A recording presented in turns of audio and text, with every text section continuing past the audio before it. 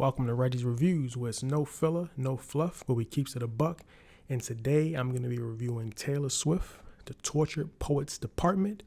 A disclaimer, I'm just going to be talking about the album and not the anthology that has the 31 tracks. 31 tracks is a lot to review, so I'm just going to stick to just the 16 for now. Maybe I'll spin back and do the rest of it, but for now we're just going to be talking about the 16 tracks. This is a follow-up to Midnights, which I thought was a absolute masterpiece. So I was kind of looking forward to this, but I wasn't sure what sound she was really going to go with for this one. Overall, I thought the album, it was all right. It was okay. I don't think it was bad. This is definitely an example of an album that I'm glad I listened to multiple times before I reviewed it, just because kind of like with the Benny the Butcher album, had I reviewed it when it first came out, I probably would have killed it. But listen to it a couple of times, I think it's okay. It's an all right album. So let's dive in. Let's talk about what I liked about the album. Fortnite, the opening track, is fire. I love that song. It's a great opener. I love how it's written as far as the two perspectives. You have the woman who's obsessed with sounds like her neighbor.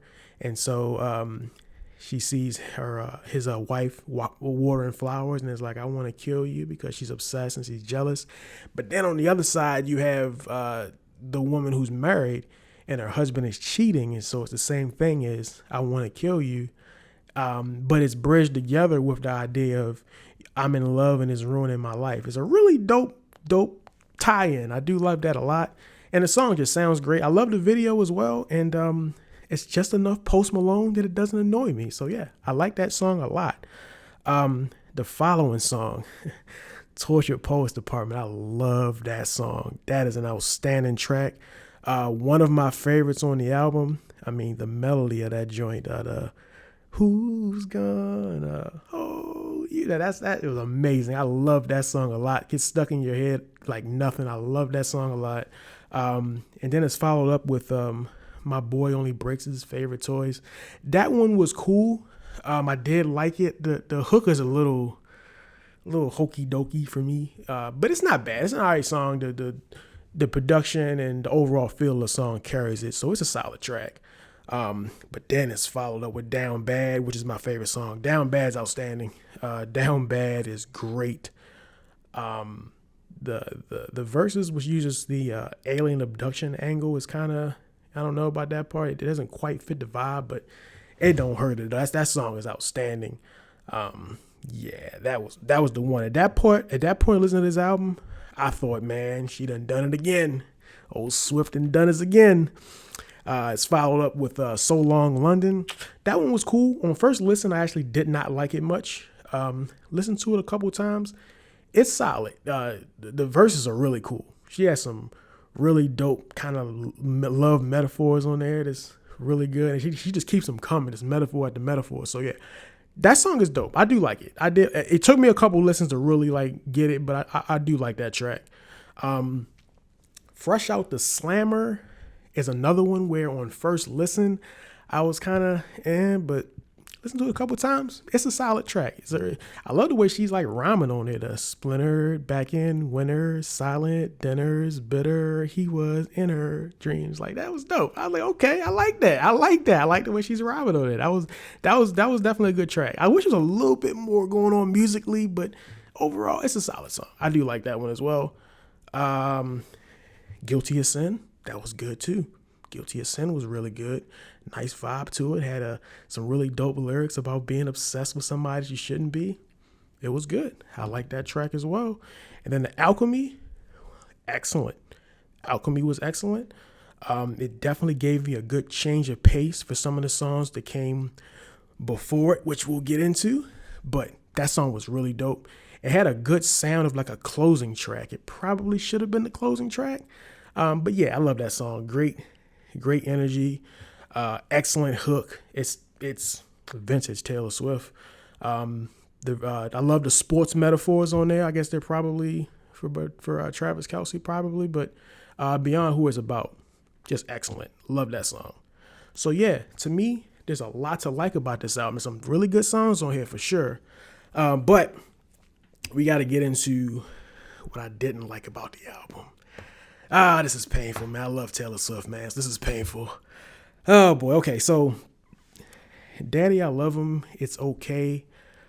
It's not bad per se. It's a Romeo and Juliet kind of song, but it's not the worst thing. But I'm just not. Something about the song that doesn't click for me. I don't know if maybe there's some other song she's done similar to this that I like more. I don't know, but it doesn't quite click for me at all.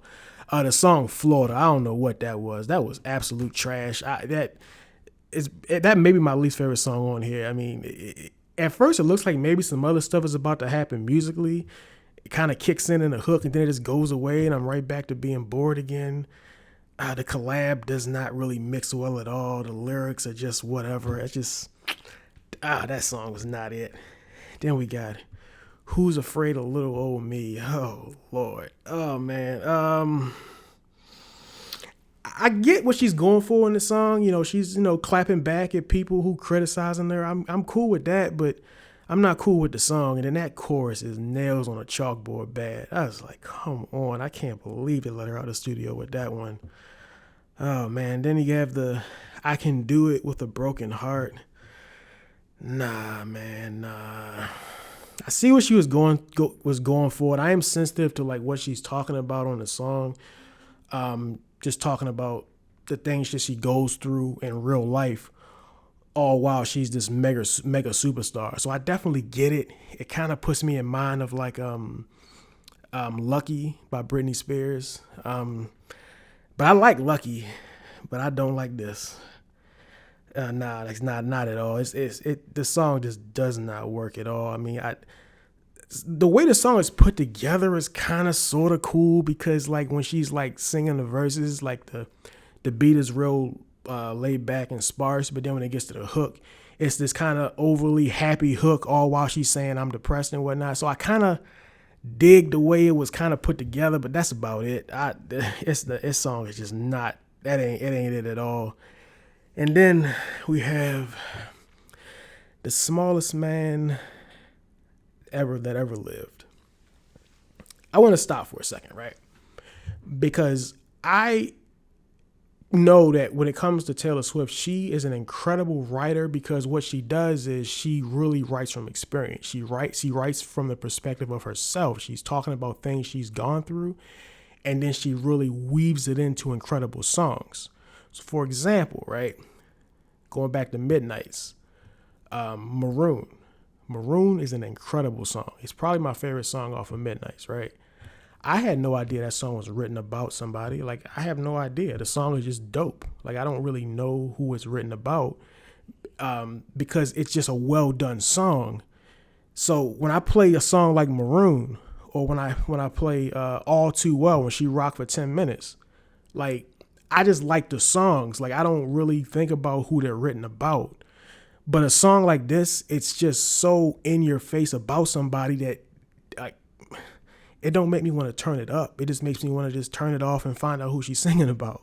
It just ain't it. The song is just, I will never go back to that song at all. So yeah, just nah.